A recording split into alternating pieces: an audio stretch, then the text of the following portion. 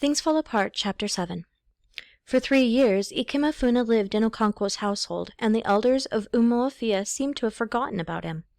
He grew rapidly like a yam tendril in the rainy season, and was full of the sap of life. He had become wholly absorbed into his new family. He was like an elder brother to Nwoye, and from the very first seemed to have kindled a new fire in the younger boy. He made him feel grown up, and they no longer spent the evenings in Mother's hut while she cooked, but now sat with Okonkwo in his obi, or watched him as he tapped his palm tree for the evening wine. Nothing pleased Nwoye now more than to be sent for by his mother or another of his father's wives to do one of those difficult and masculine tasks in the home, like splitting wood or pounding food. On receiving such a message through a younger brother or sister, Nwoye would feign annoyance and grumble aloud about women and their troubles. Okonkwo was inwardly pleased at his son's development, and he knew it was due to Ikemefuna. He wanted Nwoye to grow into a tough young man capable of ruling his father's household when he was dead and gone to join the ancestors. He wanted him to be a prosperous man, having enough in his barn to feed the ancestors with regular sacrifices. And so he was always happy when he heard him grumbling about women. That showed that in time he would be able to control his womenfolk. No matter how prosperous a man was, if he was unable to rule his women and his children, and especially his women, he was not really a man. He was like the man in the song who had 10 wives and not enough soup for his fufu.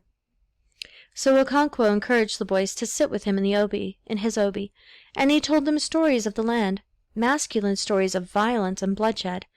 Nwoye knew that it was right to be masculine and to be violent, but somehow he still preferred the stories that his mother used to tell, and which she no doubt still told to her younger children, stories of the tortoise and his wily ways, and of the bird Aneke-nti-oba, who challenged the whole world to a wrestling contest and was finally thrown by the cat.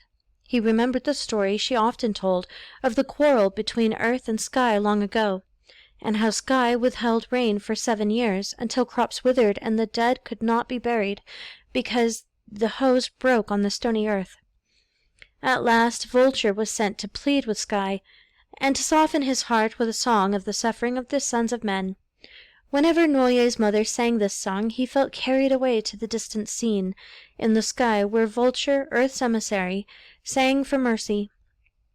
At last Sky was moved to pity, and he gave to Vulture rain wrapped in leaves of cocoyam.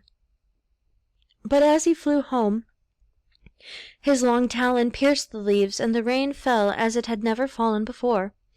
And so heavily did it rain on Vulture that he did not return to deliver his message, but flew to a distant land, from where he had espied a fire. And when he got there, he found it was a man making a sacrifice. He warmed himself in the fire and ate the entrails. That was the kind of story that Nwoye loved, but he now knew that they were for foolish women and children, and he knew that his father wanted him to be a man.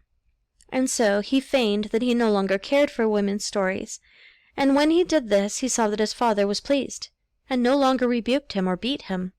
So Nwoye and Ikemefuna would listen to Okonkwo's stories about tribal wars, or how, years ago, he had stalked his victim, overpowered him, and obtained his first human head. And as he told them of the past, they sat in darkness or the dim glow of logs, waiting for the women to finish their cooking. When they finished, each brought her bowl of fufu and bowl of soup to her husband. An oil lamp was lit, and Okonkwo tasted from each bowl, and then passed 2 shares to Nwoye and Ikemefuna. In this way the moons and the seasons passed, and then the locusts came. It had not happened for many a long year. The elder said locusts came once in a generation, reappeared every year for 7 years, and then disappeared for another lifetime. They went back to their caves in a distant land, where they were guarded by a race of stunted men. And then, after another lifetime, these men opened the caves again, and the locusts came to Umuofia. They came in the cold Harmattan season, after the harvest had been gathered, and ate up all the wild grass in the fields. Okonkwo and the 2 boys were working on the red outer walls of the compound. This was one of the lighter tasks of the after-harvest season.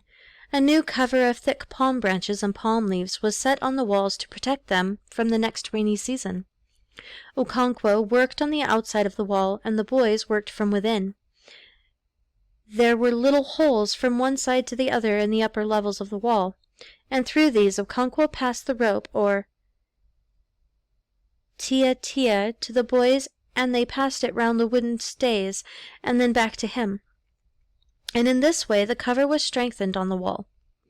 The women had gone to the bush to collect firewood, and the little children to visit their playmates in the neighboring compounds. The harmattan was in the air and seemed to distill a hazy feeling of sleep on the world. Okonkwo and the boys worked in complete silence, which was only broken when a new palm frond was lifted onto the wall, or when a busy hen moved dry leaves about in her ceaseless search for food. And then, quite suddenly, a shadow fell on the world, and the sun seemed hidden behind a thick cloud. Okonkwo looked up from his work and wondered if it was going to rain at such an unlikely time of the year. But almost immediately a shout of joy broke out in all directions, and Umuofia, which had dozed in the noonday haze, broke into life and activity. "Locusts are descending!" was joyfully chanted everywhere, and men, women, and children left their work or their play and ran into the open to see the unfamiliar sight. The locusts had not come for many, many years, and only the old people had seen them before. At first a fairly small swarm came. They were the harbingers sent to survey the land. And then appeared on the horizon a slowly moving mass like a boundless sheet of black cloud drifting towards Umuofia. Soon it covered half the sky, and the solid mass was now broken by tiny eyes of light, like shining stardust. It was a tremendous sight, full of power and beauty. Everyone was now about, talking excitedly and praying that the locusts should camp in Umuofia for the night. For although locusts had not visited Umuofia for many years, everybody knew by instinct that they were very good to eat. And at last the locusts did descend. They settled on every tree and on every blade of grass. They settled on the roofs and covered the bare ground. Mighty tree branches broke away under them, and the whole country became the brown earth color of the vast, hungry swarm. Many people went out with baskets trying to catch them, but the elders counseled patience till nightfall. And they were right. The locusts settled in the bushes for the night, and their wings became wet with dew. Then all Umuofia turned out in spite of the cold harmattan, and everyone filled his bags and pots with locusts. The next morning they were roasted in clay pots, and then spread in the sun until they became dry and brittle. And for many days this rare food was eaten with solid palm oil. Okonkwo sat in his obi, crunching happily with Ikemefuna and Moye, and drinking palm wine copiously, when Obwefi Ezeudo came in. Ezeudo was the oldest man in this quarter of Umuofia. He had been a great and fearless warrior in his time, and was now accorded great respect in all the clan. He refused to join in the meal, and asked Okonkwo to have a word with him outside. And so they walked out together, the old man supporting himself with his stick. When they were out of earshot, he said to Okonkwo, "That boy calls you father. Do not bear a hand in his death." Okonkwo was surprised, and was about to say something when the old man continued, "Yes, Umuofia has decided to kill him. The Oracle of the Hills and the Caves has pronounced it. They will take him outside Umuofia, as is the custom, and kill him there. But I want you to have nothing to do with it. He calls you his father." The next day a group of elders from all the 9 villages of Umuofia came to Okonkwo's house early in the morning, and before they began to speak in low tones, Nwoye and Ikemefuna were sent out. They did not stay very long, but when they went away Okonkwo sat still for a very long time, supporting his chin in his palms. Later in the day he called Ikemefuna and told him that he was about to be taken home the next day. Nwoye overheard it and burst into tears, whereupon his father beat him heavily. As for Ikemefuna, he was at a loss. His own home had gradually become very faint and distant. He still missed his mother and his sister, and would be very glad to see them, but somehow he knew he was not going to see them. He remembered once when men had talked in low tones with his father, and it seemed now as if it was happening all over again. Later, Nwoye went to his mother's hut and told her that Ikemefuna was going home. She immediately dropped her pestle, with which she was grinding pepper, folded her arms across her breast, and sighed. Poor child! The next day the men returned with a pot of wine. They were all fully dressed as if they were going to a big clan meeting, or to pay a visit to a neighboring village. They passed their cloths under the right armpit, and hung their goatskin bags and sheathed machetes over their left shoulders. Okonkwo got ready quickly, and the party set out with Ikemefuna carrying the pot of wine. A deathly silence descended on Okonkwo's compound. Even the very little children seemed to know. Throughout that day, Nwoye sat in his mother's hut, and tears stood in his eyes. At the beginning of their journey, the men of Umuofia talked and laughed about the locusts, about their women, and about some effeminate men who had refused to come with them. But as they drew near to the outskirts of Umuofia, silence fell upon them too. The sun rose slowly to the center of the sky, and the dry, sandy footway began to throw up the heat that lay buried in it. Some birds chirruped in the forests around. The men trod dry leaves on the sand. All else was silent. Then from the distance came the faint beating of the ekwe. It rose and faded with the wind, a peaceful dance from a distant clan. It is an Ozo dance, the men said among themselves, but no one was sure where it was coming from. Some said Ezemili, others Abame or Aninta. They argued for a short while and fell into silence again. The elusive dance rose and fell with the wind.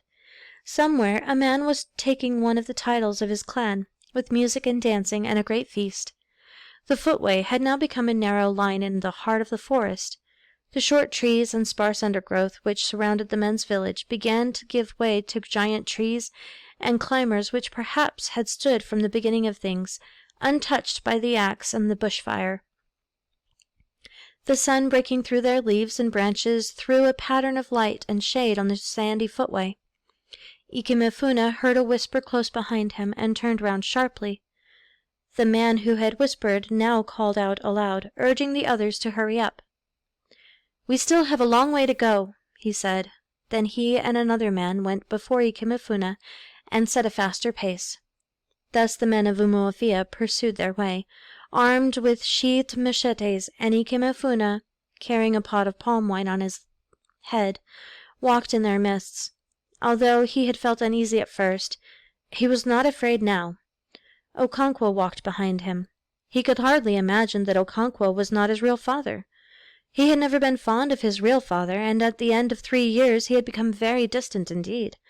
But his mother and his 3-year-old sister, of course she would not be 3 now, but 6. Would he recognize her now? She must have grown quite big. How his mother would weep for joy, and thank Okonkwo for having looked after him so well, and for bringing him back. She would want to hear everything that had happened to him in all these years. Could he remember them all? He would tell her about Nwoye and his mother, and about the locusts. Then quite suddenly a thought came upon him. His mother might be dead. He tried in vain to force the thought out of his mind. Then he tried to settle the matter, the way he used to settle such matters when he was a little boy. He still remembered the song. Eze Elina Elina Sala Eze Ilikwa Ya Ikwaba Aqua Oligboli Ebe Danda Nechi Eze Ebe Uzuzu Nete Ewu Sala. He sang it in his mind and walked to its beat. If the song ended on his right foot, his mother was alive. If it ended on his left, she was dead. No, not dead, but ill. It ended on the right. She was alive and well. He sang the song again, and it ended on the left. But the second time did not count. The first voice gets to Chukwu, or God's house. That was a favorite saying of children. Ikemefuna felt like a child once more. It must be the thought of going home to his mother. One of the men behind him cleared his throat. Ikemefuna looked back, and the man growled at him to go on and not stand looking back. The way he said it sent cold fear down Ikemefuna's back. His hands trembled vaguely on the black pot he carried. Why had Okonkwo withdrawn to the rear? Ikemefuna felt his legs melting under him, and he was afraid to look back. As the men who had cleared his throat drew up and raised his machete, Okonkwo looked away. He heard the blow. The pot fell and broke the sand. He heard Ikemefuna cry, "My father, they have killed me," as he ran towards him. Dazed with fear, Okonkwo drew his machete and cut him down. He was afraid of being thought weak. As soon as his father walked in that night, Noye knew that Ikemefuna had been killed, and something seemed to give way inside him, like the snapping of a tightened bow. He did not cry. He just hung limp. He had had the same kind of feeling not long ago, during the last harvest season. Every child loved the harvest season. Those who were big enough to carry even a few yams in a tiny basket went with grown-ups to the farm, and if they could not help in digging up the yams, they could gather firewood together for roasting the ones that would be eaten there on the farm. This roasted yam, soaked in red palm oil and eaten in the open farm, was sweeter than any meal at home. It was after such a day at the farm during the last harvest that Nwoye had felt for the first time a snapping inside him like the one he now felt. They were returning home with baskets of yams from a distant farm across the stream when they heard the voice of an infant crying in the thick forest. A sudden hush had fallen on the women, who had been talking, and they had quickened their steps. Nwoye had heard that twins were put in earthenware pots and thrown away in the forest, but he had never yet come across them. A vague chill had descended on him, and his head had seemed to swell, like a solitary walker at night who passes an evil spirit on the way. Then something had given way inside him. It descended on him again, this feeling, when his father walked in that night after killing Ikemefuna. Chapter 8. Okonkwo did not taste any food for 2 days after the death of Ikemefuna. He drank palm wine from morning till night, and his eyes were red and fierce like the eyes of a rat when it was caught by the tail and dashed against the floor. He called his son Nwoye to sit with him in his obi, but the boy was afraid of him and slipped out of the hut as soon as he noticed him dozing. He did not sleep at night. He tried not to think about Ikemefuna, but the more he tried, the more he thought about him. Once he got up from bed and walked around his compound, but he was so weak that his legs could hardly carry him. He felt like a drunken giant walking with the limbs of a mosquito. Now and then a cold shiver descended on his head and spread down his body. On the 3rd day he asked his second wife, Ikwefi, to roast plantains for him. She prepared it the way he liked, with slices of oil bean and fish. "You have not eaten for 2 days," said his daughter Ezinma when she brought the food to him. "So you must finish this." She sat down and stretched her legs in front of her. Okonkwo ate the food absent-mindedly. She should have been a boy, he thought as he looked at his 10-year-old daughter. He passed her a piece of fish. "Go and bring me some cold water," he said. Ezinma rushed out of the hut chewing the fish, and soon returned with a bowl of cool water from the earthen pot in her mother's hut. Okonkwo took the bowl from her and gulped the water down. He ate a few more pieces of plantain and pushed the dish aside. "Bring me my bag," he said, and Ezinma brought his goatskin bag from the far end of the hut. He searched in it for his snuff bottle. It was a deep bag and took almost the whole length of his arm. It contained other things apart from his snuff bottle. There was a drinking horn in it, and also a drinking gourd, and they knocked against each other as he searched. When he brought out the snuff bottle, he tapped it a few times against his kneecap before taking out some snuff on the palm of his left hand.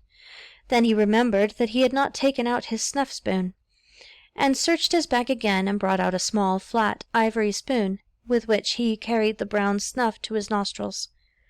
Ezinma took the dish in one hand and the empty water bowl in the other, and went back to her mother's hut. "She should have been a boy," Okonkwo said to himself again. His mind went back to Ikemefuna, and he shivered. If only he could find some work to do, he would be able to forget. But it was the season of rest between the harvest and the next planting season. The only work that men did at this time was covering the walls of their compound with new palm fronds, and Okonkwo had already done that. He had finished it on the very day the locusts came, when he had worked on one side of the wall and Ikemefuna and Nwoye on the other. "When did you become a shivering old woman?" Okonkwo asked himself. "You who are known in all the 9 villages for your valor in war. How can a man who has killed 5 men in battle fall to pieces because he has added a boy to their number? Okonkwo, you have become a woman indeed." He sprang to his feet, hung his goatskin bag on his shoulder, and went to visit his friend, Obiarika. Obiarika was sitting outside under the shade of an orange tree, making thatches from leaves of the raffia palm. He exchanged greetings with Okonkwo and led the way into his obi. "I was coming over to see you as soon as I finished that thatch," he said, rubbing off the grains of sand that clung to his thigh. "It is well?" Okonkwo asked. "Yes," replied Obiarika. "My daughter's suitor is coming today, and I hope we will clinch the matter of the bride price. I want you to be there." Just then Obiarika's son, Maduka, came into the obi from outside, greeted Okonkwo, and turned towards the compound. "Come and shake hands with me," Okonkwo said to the lad. "Your wrestling the other day gave me much happiness." The boy smiled, shook hands with Okonkwo, and went into the compound. "He will do great things," Okonkwo said. "If I had a son like him, I should be happy. I am worried about Nwoye. A bowl of pounded yams can throw him in a wrestling match. His 2 younger brothers are more promising. But I can tell you, Obiarika, that my children do not resemble me. Where are the young suckers that will grow when the old banana tree dies?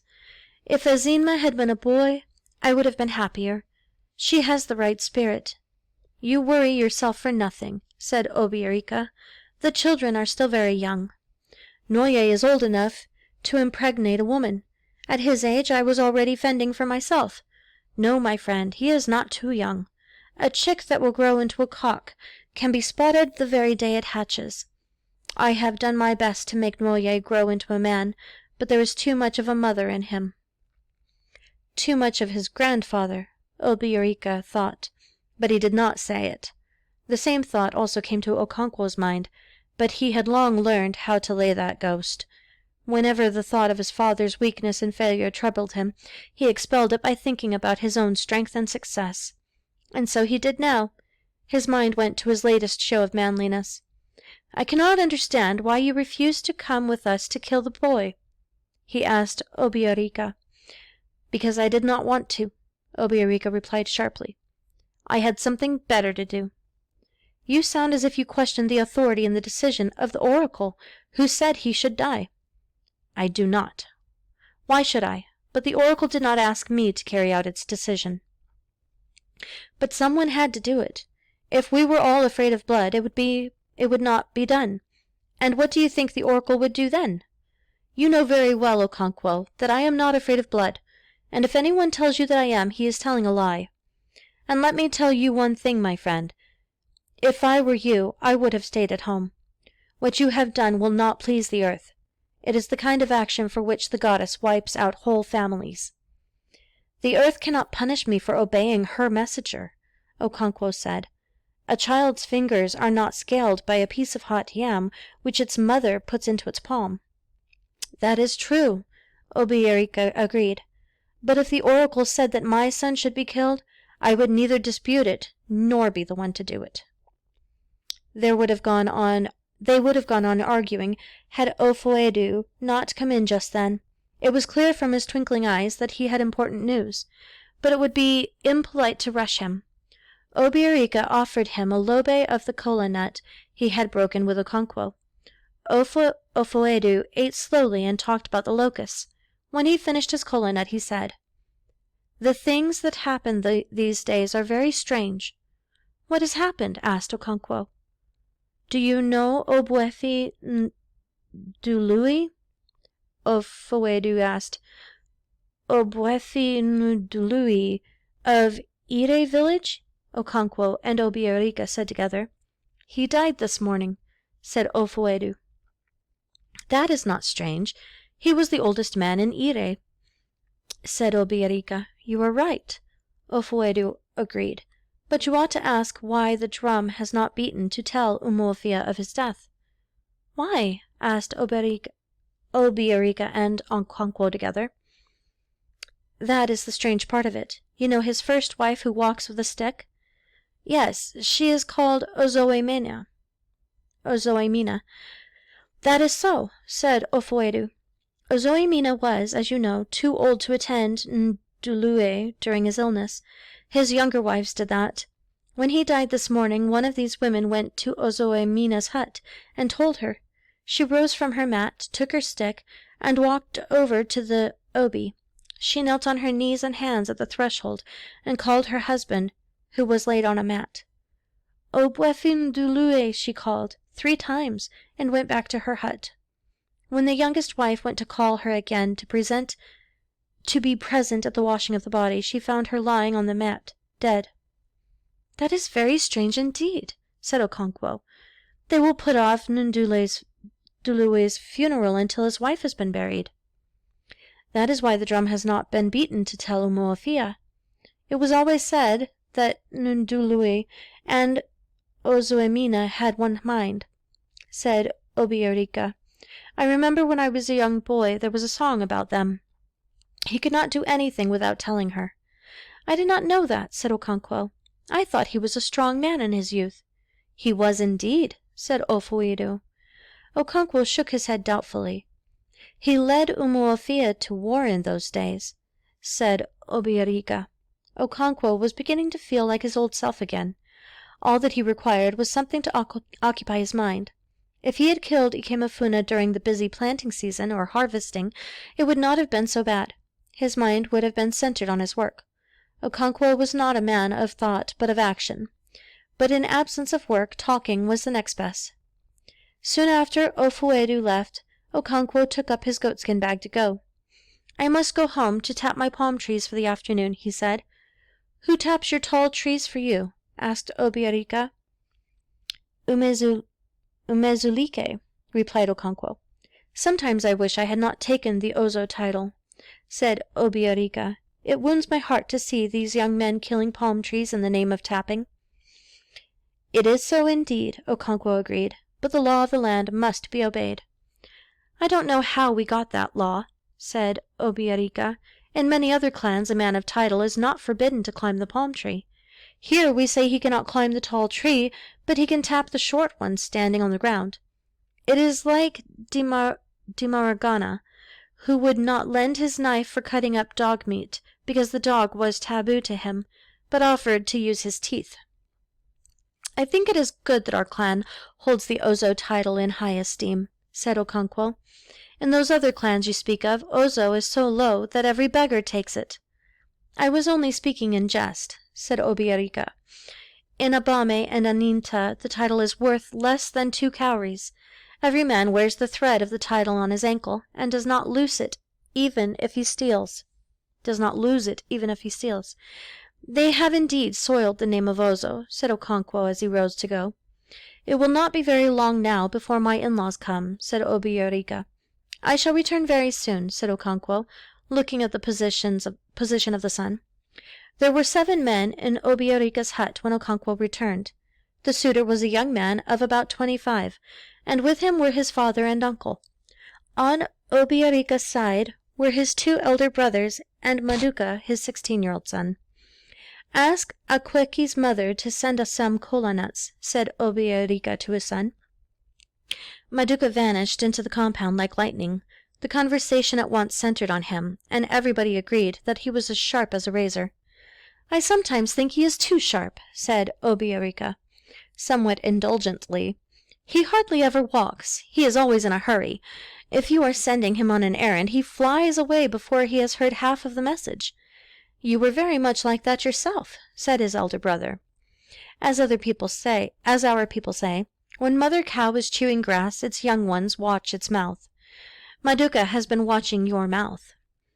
As he was speaking, the boy returned, followed by Akweki, his half-sister, carrying a wooden dish with 3 kola nuts and alligator pepper. She gave the dish to her father's eldest brother, and then shook hands very shyly with her suitor and his relatives. She was about 16 and just ripe for marriage. Her suitor and his relatives surveyed her young body with expert eyes, as if to assure themselves that she was beautiful and ripe. She wore a coiffure which was done up into a crest in the middle of the head. Camwood was rubbed lightly into her skin, and all over her body were black patterns drawn in uli. She wore a black necklace which hung down in 3 coils just above her full succulent breasts. On her arms were red and yellow bangles, and on her waist 4 or 5 rows of jigida or waist beads. When she had shaken hands, or rather held out her hand to be shaken, she returned to her mother's hut to help with the cooking. "Remove your jigida first," her mother warned as she moved near the fireplace to bring the pestle resting against the wall. "Every day I tell you that jigida and fire are not friends, but you will never hear. You grew your ears for decoration, not for hearing. One of these days your jigida will catch fire on your waist, and then you will know." Akweke moved to the other end of the hut and began to remove the waistbands. It had to be done slowly and carefully, taking each string separately, else it would break and the 1,000 tiny rings would have to be strung together again. She rubbed each string downwards with her palms until it passed the buttocks and slipped down to the floor around her feet. The men in the obi had already begun to drink the palm wine which Akweke's suitor had brought. It was a very good wine and powerful, for in spite of the palm fruit hung across the mouth of the pot to restrain the lively liquor, white foam rose and spilled over. "That wine is the work of a good tapper," said Okonkwo. The young suitor, whose name was Ibe, smiled broadly and said to his father, "Do you hear that?" He then said to the others, "He will never admit that I am a good tapper." "He tapped 3 of my best palm trees to death," said his father, Okebu. "That was about 5 years ago," said Ibe, who had begun to pour out the wine, "before I learned how to tap." He filled the first horn and gave to his father. Then he poured out for the others. Okonkwo brought out his big horn from the goatskin bag, blew into it to remove any dust that might be there, and gave it to Ibe to fill. As the men drank, they talked about everything except the thing for which they had gathered. It was only after the pot had been emptied that the suitor's father cleared his voice and announced the object of their visit. Obiarika then presented to him a small bundle of short broomsticks. Okebu counted them. "They are 30?" he asked. Obiarika nodded in agreement.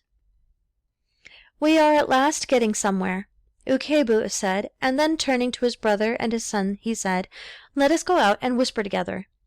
The 3 rose and went outside. When they returned, Okebu handed the bundle of sticks to Obiarika. He counted them. Instead of 30, there were now only 15. He passed them over to his eldest brother, Machi, who also counted them and said, "We had not thought to go below 30, but as the dog said, if I fall down for you and you fall down for me, it is play. Marriage should be a play and not a fight, so we are falling down again." He then added 10 sticks to the 15 and gave the bundle to Okebu. In this way, Akweke's bride price was finally settled, at 20 bags of cowries. It was already dusk when the 2 parties came to this agreement. "Go and tell Akweke's mother that we have finished," Obiarika said to his son Madoka. Almost immediately the women came in with a big bowl of fufu. Obiarika's second wife followed with a pot of soup, and Madoka brought in a pot of palm wine. As the men ate and drank palm wine, they talked about the customs of their neighbors. "It was only this morning," said Obiarika, "that Okonkwo and I were talking about Abame and Aninta, where titled men climb trees and pound fufu for their wives. All their customs are upside down. They do not decide bride price as we do with sticks. They haggle and bargain as if they were buying a goat or a cow in the market." "That is very bad," said Obiarika's eldest brother. "But what is good in one place is bad in another place. In Umunso they do not bargain at all, not even with broomsticks. The suitor just goes on bringing bags of cowries until his in-laws tell him to stop. It is a bad custom because it always leads to a quarrel." "The world is large," said Okonkwo. "I have even heard that in some tribes a man's children belong to his wife and her family." "That cannot be," said Machi. "You might as well say that the woman lies on top of the man when they are making the children." "It is like the story of white men who, they say, are white like this piece of chalk," said Obiarika. He held up a piece of chalk which every man kept in his obi, and with which his guests drew lines on the floor before they ate kola nuts. "And these white men, they say, have no toes." "And have you never seen them?" asked Machi. "Have you?" asked Obiarika. "One of them passes here frequently," said Machi. "His name is Amadi." Those who knew Amadi laughed. He was a leper, and the polite name for leprosy was the white skin.